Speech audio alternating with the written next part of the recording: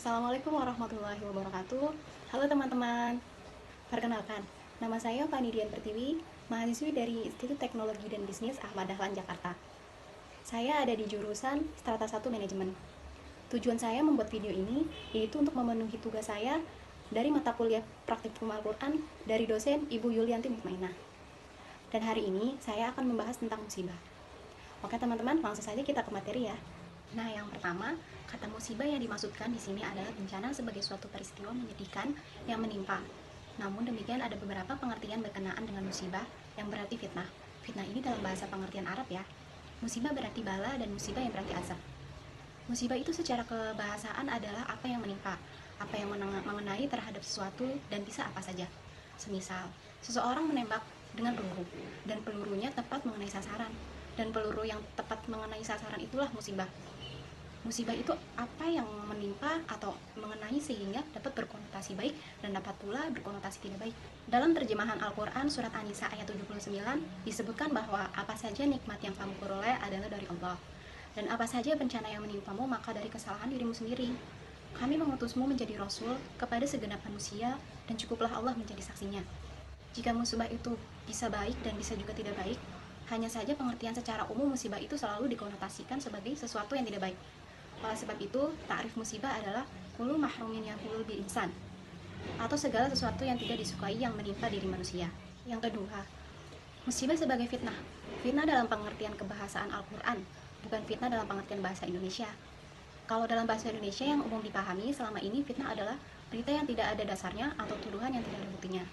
Sedangkan dalam konteks Al-Quran, yaitu dalam surat Al-Anbiya ayat 35, tiap-tiap yang berjiwa akan merasakan mati. Kami akan menguji kamu dengan keburukan dan kebaikan sebagai cobaan sebenarnya. Dan hanya kepada kamilah kamu dikembalikan. Jadi, kata fitnah adalah ujian. Ini sama artinya dengan bala. Fitnah dan bala itu dapat berupa yang baik atau kenikmatan dan dapat pula berupa penderitaan, syar'i wal khairi. Yang ketiga, musibah dalam pengertian azab. Para ulama mengatakan, pertama, azab adalah setiap yang dirasakan berat oleh manusia. Kedua, ada pula yang mengartikan azab sebagai suatu hukuman akibat dari perbuatan, rupa balasan dari perbuatan yang tidak baik. Azab dalam pengertian kedua ini terbagi menjadi dua jenis, yaitu yang pertama, yang bersifat membinasakan sebagai hukuman yang ditimpakan kepada umat-umat terdahulu yang tidak percaya dan tidak mau mengikuti seruan para nabi. Mereka dihabisi oleh Allah. Menurut para ulama, azab jenis ini sejak zaman Nabi Musa alaihi salam sudah tidak ada lagi. Selanjutnya yang kedua, azab mempunyai arti musibah. Telah diketahui bahwa umat Nabi Muhammad SAW di dunia ini ada yang percaya dan taat, dan ada pula yang tidak percaya dan menentang, yang dikenal dengan sebutan umatut ijabah dan umatut dakwah. Sehingga umat Nabi Muhammad SAW sekarang ini tidak ada lagi diazab dengan azab yang membinasakan atau azab istiqsal. Yang ada adalah azab dalam pengertian musibah. Mengapa demikian? Hikmahnya umat-umat terdahulu dibinasakan oleh Allah Subhanahu wa Ta'ala karena akan dijadikan suri tauladan menjadi iktibar bagi umat-umat yang akan datang. Sedangkan umat Nabi Muhammad SAW adalah umat terakhir, jadi tidak ada lagi umat yang menjadi iktibar untuk umat berikutnya. Oleh sebab itu, umat Nabi Muhammad SAW tidak lagi diazab dengan azabul istiqsal, tetapi dengan pengertian musibah saja. Setelah kita mengetahui pengertian yang berkaitan dengan musibah, maka selanjutnya perlu mengetahui terlebih dahulu apa kira-kira fungsi dan hikmah musibah yang diturunkan Allah Subhanahu wa Ta'ala kepada kita.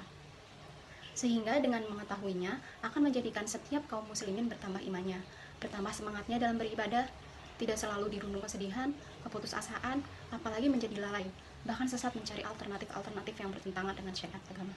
Ada beberapa hikmah dari Allah Subhanahu wa Ta'ala memberikan makna musibah kepada kita. Pertama, sebagai penguji iman.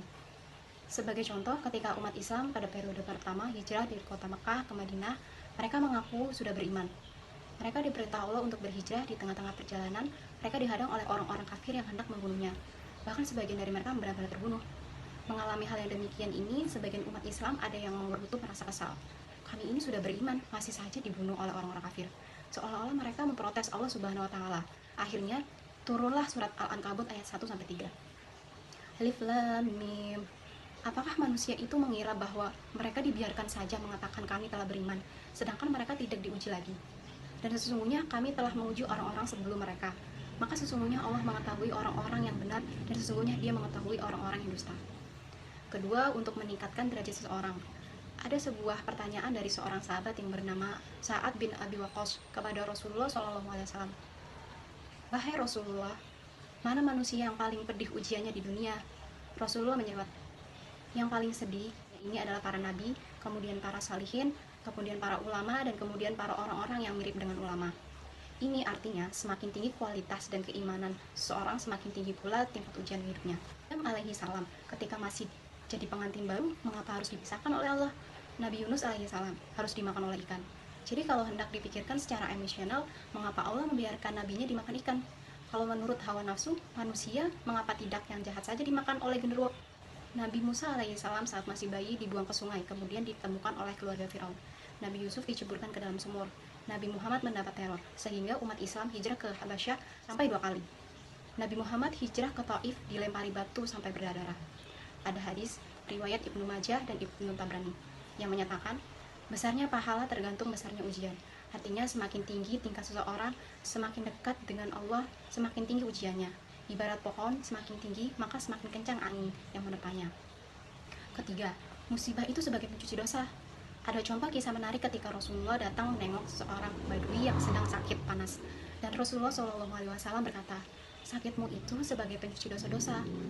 Ada hadis riwayat Imam Tirmizi yang menyebutkan bahwa orang mukmin dan mukminat tidak akan terlepas dari ujian atau bala baik pada dirinya, anaknya, atau hartanya sampai ia bertemu dengan Allah tanpa ada kesalahan dan dosa sama sekali. Yang kelima adalah sebagai tanda-tanda cinta Allah kepada hamba-hambanya.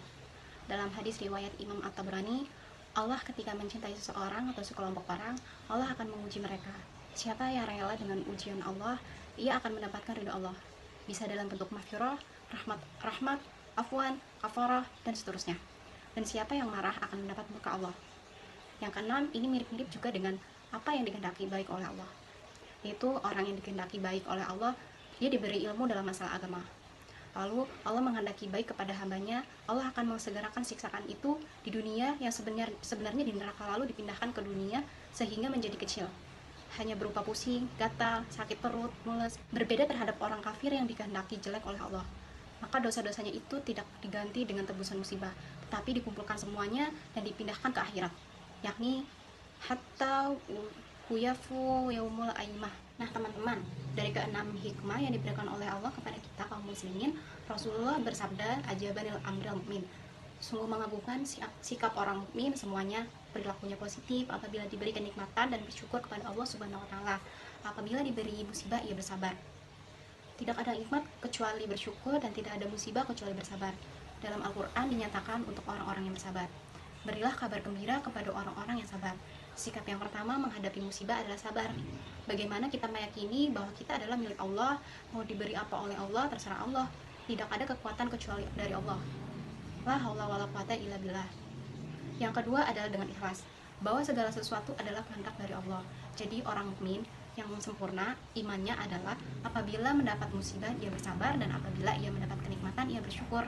Oke teman-teman, berikut materi dari saya dan penjelasan dari saya. Apabila ada kekurangan dalam pengucapan atau penyampaiannya, saya mohon maaf sebesar-besarnya, dan apabila kalian ingin menambahkan silahkan komen di bawah ya. Terima kasih telah menonton. Wassalamualaikum warahmatullahi wabarakatuh.